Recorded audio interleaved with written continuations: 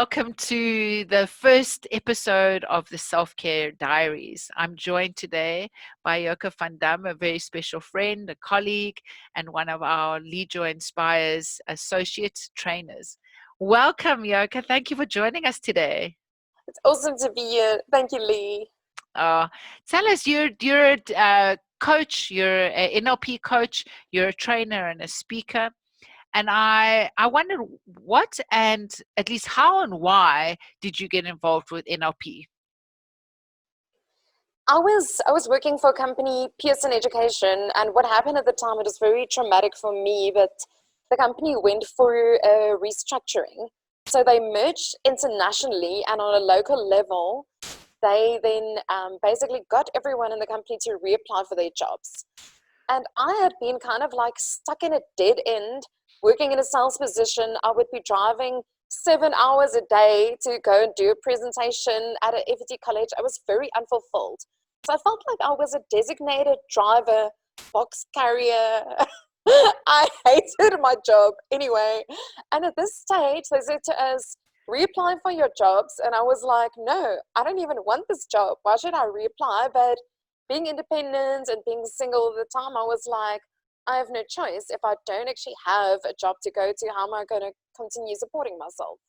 So I knew I had to do something. And a friend of mine was a NLP facilitator and a coach, and he said to me, come for a session. So in my lunchtime, I jumped in my car from Midrand, went to him in Centurion, and he did a beautiful NLP process with me. And what I realized, what I still remember today, was I realized that a company's job is not for you to be ultimately fulfilled.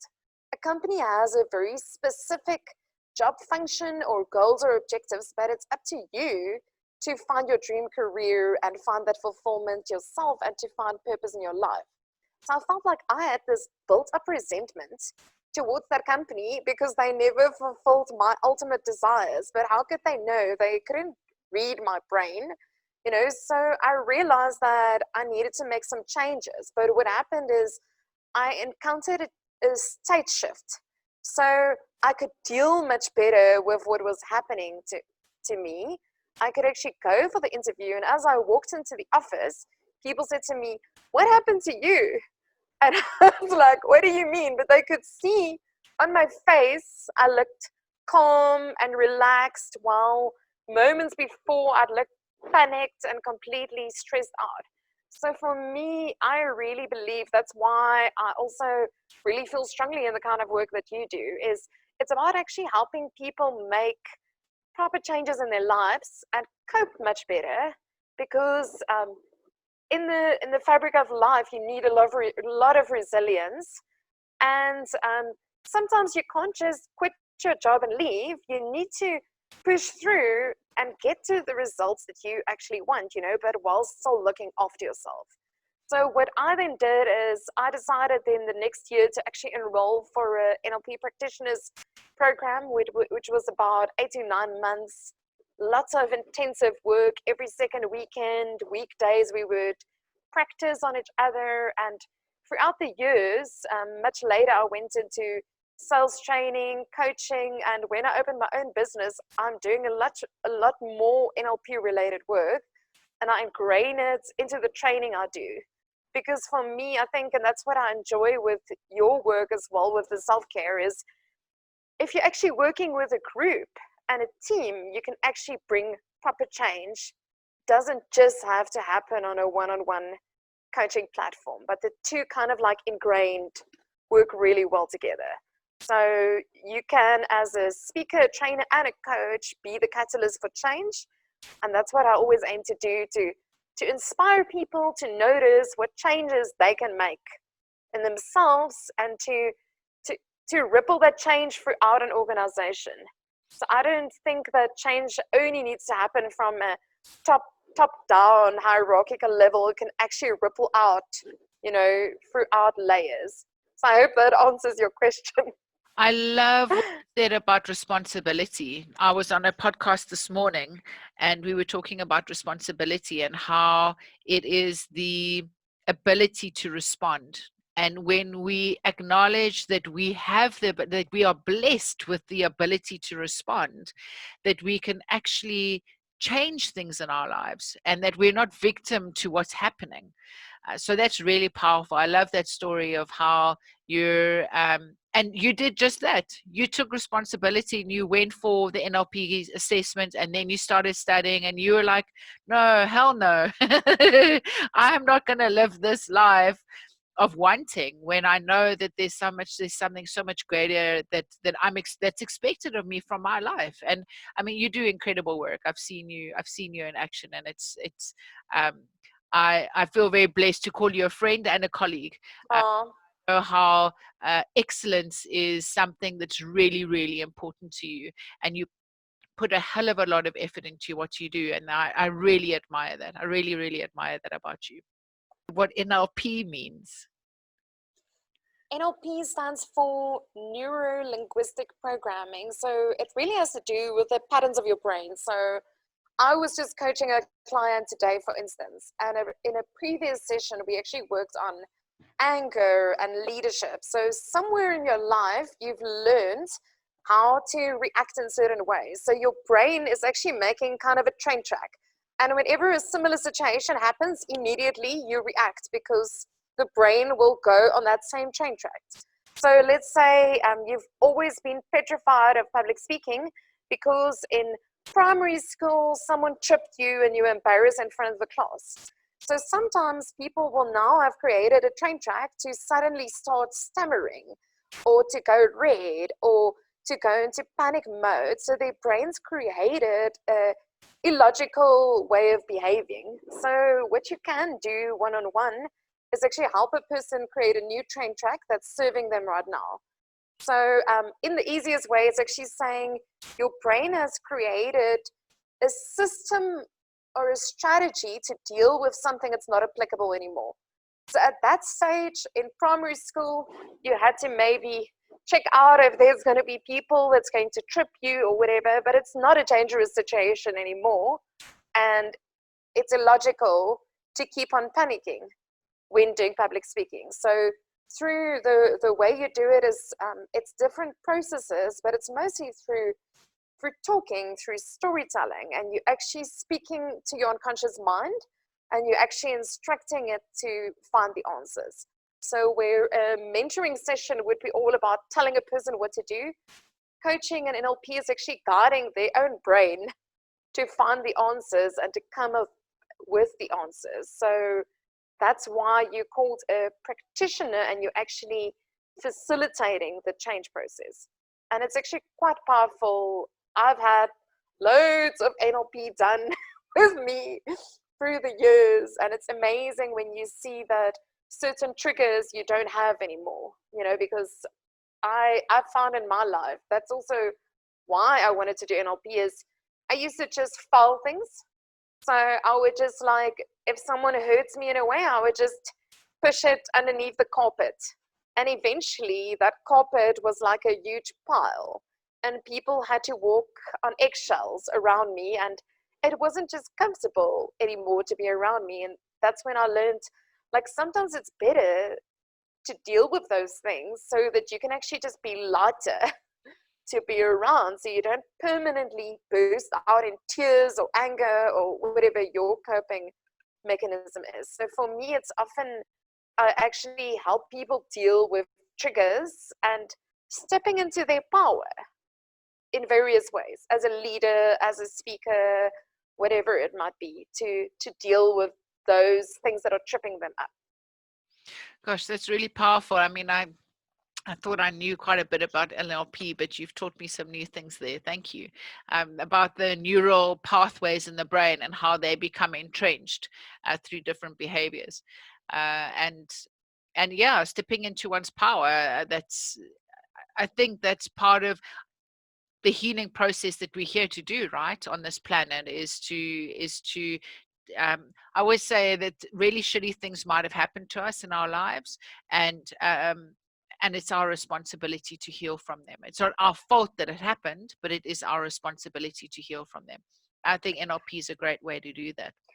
Do you know what's funny, Lee? I always thought, I don't know why I was maybe messed up or struggling with nightmares or whatever it is, because I felt like I had a very straightforward life. I was like, I haven't gone through all of this trauma you hear from other people, until I went for NLP and realized every one of us have gone through trauma, because we were all in high school.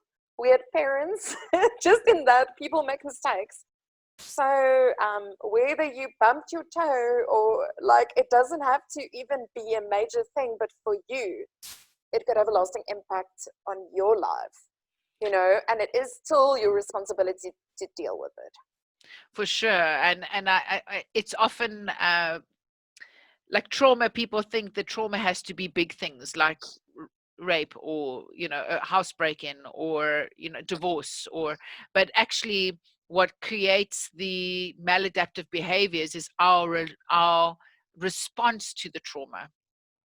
And that's where the entrenching neural pathway happens, and then we self-sabotage through that neural pathway.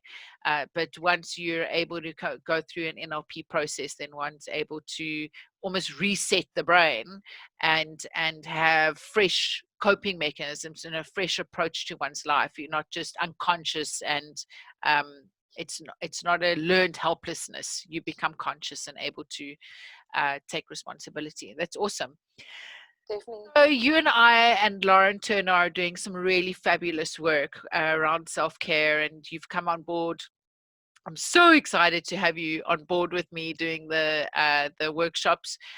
We've held an online self-care workshop that went really well, and we impacted some powerful people in the room, and there were some beautiful shifts that happened. Uh, what would you say is your definition of self-care? So self-care for me is really seeing yourself as important too. So for me, a major shift that happened was when I learned about the whole trauma triangle way back with NLP, the Steve Kaufman dysfunctional dance. And when I was reading through the studies, I realized that in so many ways, they say if you if you don't talk to yourself in a nice way, if you don't treat yourself nicely, you'll allow other people to treat you even worse, or just even a little bit better than the way that you speak to yourself. So I'd realized for a very long time I was in a toxic relationship with myself, breaking myself down really badly. And that actually led to terrible relationships, whether it was with relationships romantically or friendships, that was very like breaking me down in a terrible way.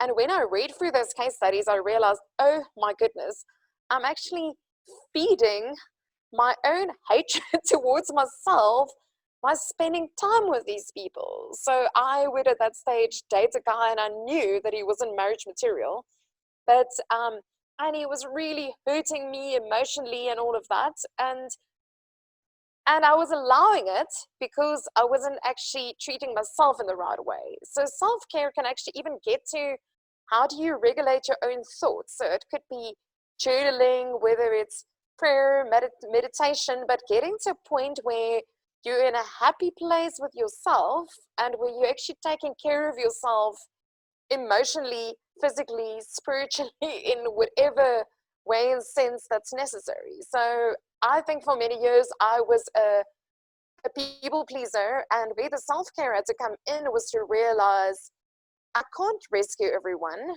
I need to also see if it's a win-win for me, and I had to learn to put up better boundaries and to be a bit more assertive and learn to say no. So when you actually start putting self-care practices into place, and you are more confident in yourself, and you actually see your own worth more, and what friends are close to you, which ones are further away, then your life becomes better, because then you're not just this sacrificial lamb to everyone else that just walks all over you and swallows you for breakfast. So for me, it's all about getting that holistic wellness happening. So getting the balance right. But it also came in for me because I like spending time with people. For years, when I was marketing the textbooks and driving those long distances, I would always be sleeping over at B&Bs, and I would miss my friends terribly. So I had to actually set goals to be like, what is the one thing that I can look forward to when I can spend time with my friends again? And that's when I joined Toastmasters. So Toastmasters, in a way, was like a rewarding self care task for me because it was something I could look forward to, which was just for me, for my own fulfillment, growth, and happiness. So it's really getting to know yourself and giving yourself permission to to have fun and to have a life and not just do everything for everyone else. Yes, because I mean, you and I and Lauren have all experienced, like when we ask people, so like, what's your self-care practice? They go, I go jogging. The Oaks will say, I've been jogging and I'm like cycling and I went for a run. Or, and then the ladies will go, oh yeah, I had a manicure, I had a nice bath. And we're like, that's great, but that's not the only aspect to self-care. Physical is only one aspect of it. Um, we've, with the self-care tripod model that I've devised, where there are three aspects to self-care: tribe care and sacred care. And the sacred care is, at least the self-care is around the physical, social, professional, emotional and mental side of our lives. And the tribe care is, how do we show up in life, with how do we teach others how to treat us, and what boundaries do we put in place, what kind of communication styles do we use. And you really resonate with the tribe care, and it's a wheelhouse that I think you're really strong in, and it's something that you've shared with, you've led that process in our workshops. What has been the most powerful aspect of tribe care for you that you've learned in your own, that's been relevant for your own life? I think, particularly knowing who's in your inner, middle, and outer circles, and that people could actually move around and that it's okay, and that you shouldn't treat everyone as as if you can trust everyone. Some people will just be more chit chat, while others will relate to you more on your vulnerable, deeper level. And actually, like, writing that out and being a bit more intentional with who your support partners are. So for me, what was very interesting, 3 years ago when I went into my own business, I started attending a lot more networking events, so like the Hirsch's and Women of Stature, different places. And it's so funny. And I realized that a lot of people that understand me so much more and that have been great support to me, I wouldn't traditionally call friends. They're more colleagues in the professional sense, also in their small businesses, but they've on a emotional, even spiritual level, supported me on such deeper levels than a lot of the friends that I would have a braai with. Because I think we can relate to so much more and they can understand the need for resilience so much more. And it's actually understanding to be a bit more intentional with those people that are so supportive with you, to find time to thank them and spend time with them. That sometimes also doesn't just have to be face to face. Sometimes it can be a phone call or a Zoom call. Some people that are supportive to me are in Australia, and we would send each other voice notes, so it totally depends where your relationship is with someone. So I love that, because I think it's a very powerful piece of around the tribe care, is identifying who's in your inner circle, your middle circle, your outer circle. And often we put family and friends and the people that we love the most, we put in the inner circle, but they're not necessarily people that we trust the most. So it's, when I was taught this technique, it was so powerful for me to be able to say, I love you, but I don't trust you with my innermost story, and Brene Brown talks about, when you're in a shitstorm, or shame storm, as she calls it. I call it a shitstorm. when you're in a shame storm, she says that people have to earn the right to hear your story. So don't just, when you're in a shame storm, just go and tell anybody like what's going on for you. And that really resonated with me about who's in my inner circle and who can hold what I'm going through with compassion, with respect, with gentleness, with curiosity, with non-judgmentality and empathy. And That's beautiful. to us are not necessarily equipped to do that because they're connected to us in different ways. So um, yeah, it's been very powerful for me to come to Joburg and to like my circles have had to shift because I've moved cities, and I really understood that taking somebody that was in my inner circle that was hurting me and putting them in my outer circle was a gift that I gave myself. But which was even more relevant was that I needed to keep them in the outer circle. So I might have put the boundary down with them, but I had to put the boundary down with myself as well, and not keep bringing them into the inner circle and expecting them to show up in a different way, and then lambasting them because they're not showing up in a way that they're not capable of. So yeah, I love that piece of the tribe care. Have you read the book The Little Prince? Yes, such a So there's this piece with the fox that always speaks to me about friendships, romantic love, and all of that. But he actually says to the little prince, "If you spend enough time with me, then you will tame me." And then so and that actually speaks around any kind of relationships and the danger in terms of if you've tamed someone. So be careful who you spend so much time with and actually share things with. If you don't actually want to have them in your inner circle, don't share so much of your life with them because you're making them used to you. And then they're going to be tame, and then you actually hurting them in the process. So it's actually about being a bit more selective who you are close to because you're taming that person. And I always just saw that as romantic love when I was single. Don't tame people that you would never want to date in your life. But that's even to do with if you're thinking in terms of business. If you're not the ideal target market of a specific business and they're calling on you or they're taking you out for lunches, don't tame them if you don't want to do business with them. You're just being rude. And in the same way with colleagues or friendships, don't take people for a ride. Decide who are you going to invest in, and don't jump around. Yeah. When I first came into recovery from drugs and alcohol nearly 13 years ago, one lady came up to me after one of the meetings and said, "You know that not everybody has to like you." And I was like, "What do you mean?" She goes, "Just like Lee, you don't have to like everybody else." And I was like, "Really? You like everybody?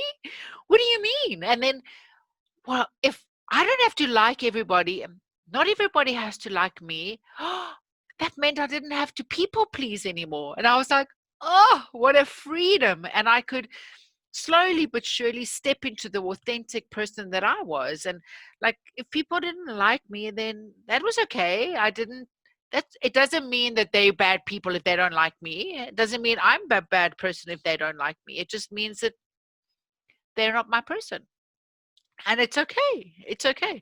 So it was a wonderful freedom for me to be able to sit there with the three circles and go, okay, for today, who's in my circle, who has earned a space to be in my middle circle. And I realized how important it was to give myself permission to grade people on where they were in my circle. But it didn't mean that the person that was my inner circle is more important or more valuable or a better person than someone that was on my outer circle. I had to also let go of that judgment, and rather it was just the way it is. Like, that person I felt safer with, and that person can hold space for me in that regard, so therefore they go in my inner circle. And so people who have been in my inner circle on my outer circle, and some people who've been on my outer circle are now in my inner circle. And I give myself permission to be intentional about it, like you say, and to be able to question my circles every now and then. Say, right, where are people in my circles, and where do they need to go in order for me to show up as authentically and as empowered as I possibly can. That's beautiful. Yeah. So tell me 3 books that your 3 top books. Ugh. I know it's a hard question. Or just what is your favorite book? I'll go into some of them. Okay, so I actually said The Little Prince already.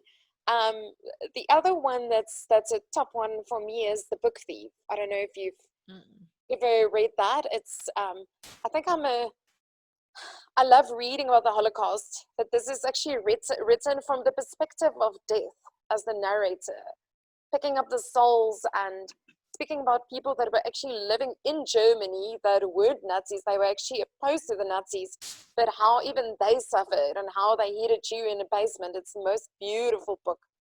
And explaining in metaphoric terms how why Mein Kampf was written, and how Hitler was trying to brainwash people to think in a certain way using words and manipulation and so forth.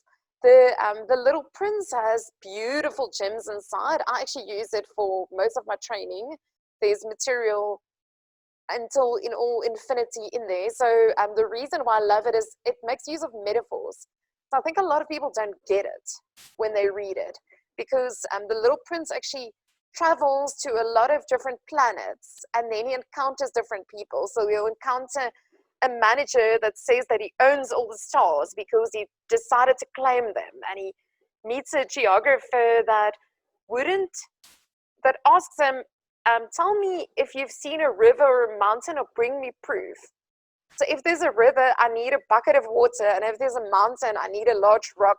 And it's just like showing you how stupid people can be and how they don't actually trust their employees and things like that. And just the third one that I'm thinking top of mind now that I really loved is also a fiction book. It's called All the Light We Cannot See. It's actually a book written about a blind girl and her father. I think they live in Paris, and he teaches her how he made a model of all of the streets in Paris, and that she can feel with her fingers. So she's taught, how to figure out like the road maps based on this model that she can actually feel. And then he would take her into a random part of Paris, and then he would step away. He would turn her around so she loses direction, and she has to figure out how to get them home by listening to sounds and crazy things, but also a beautiful story about a wartime. And so I love fictional stories much more than nonfiction. I do read a lot of nonfiction, but I do find that there's often much more meaning and growth and character development actually in a fiction book. Amazing. I love that. I'll look out for that. So tell me, what was the one self-care thing that you've done for yourself today? Or do you plan to do for yourself today?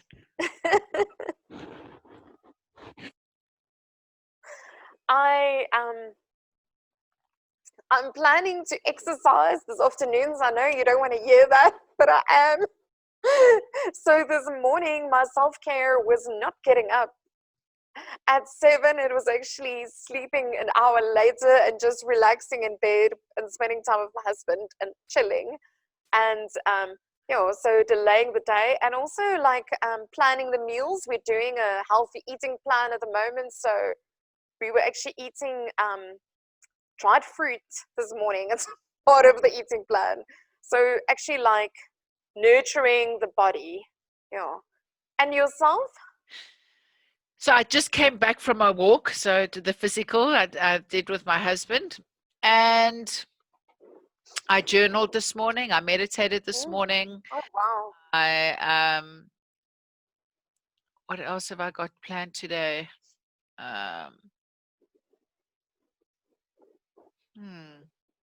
I'll meditate tonight again.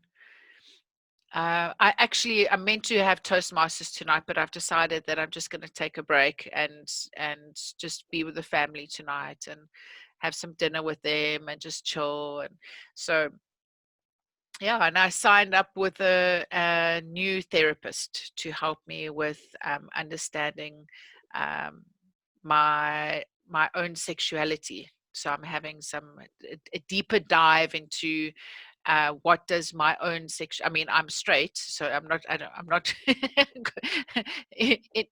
confused as to what my sexuality is. But as I'm getting older, wanting to understand the role that it plays in my life. So Oh, wow. That's I, very I'm a interesting. bit nervous. I'm not sure where it's going to take me, but I do believe that I want to show up as whole as I can. I believe that the self care, these workshops that you and myself and Lauren do and offer, is a journey to wholeness.